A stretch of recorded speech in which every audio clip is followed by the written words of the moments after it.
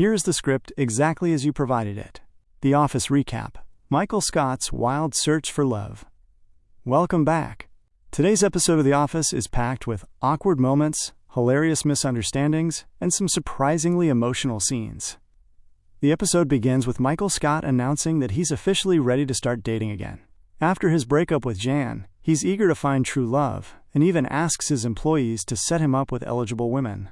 Michael is so serious about it that he orders everyone in the office to write down the name of a potential date for him, or risk getting fired.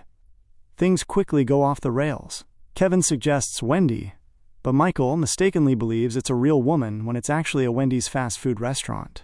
He ends up calling the restaurant, trying to talk to Wendy, and somehow orders a Frosty and a baked potato in the process. Meanwhile, Michael rejects several dating suggestions for ridiculous reasons.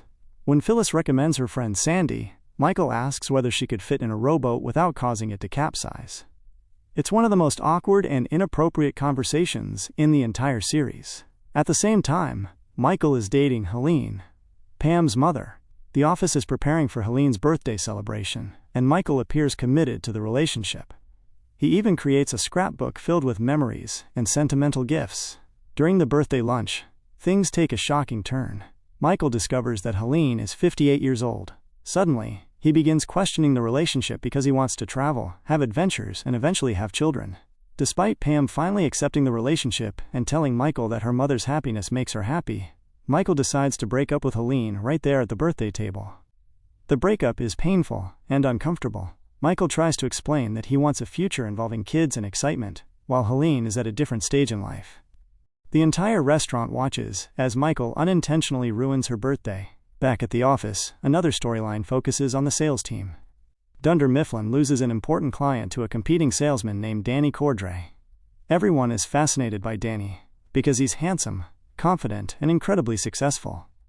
Determined to discover his secrets, Michael and the team create an elaborate fake office setup to lure Danny in and observe his sales techniques.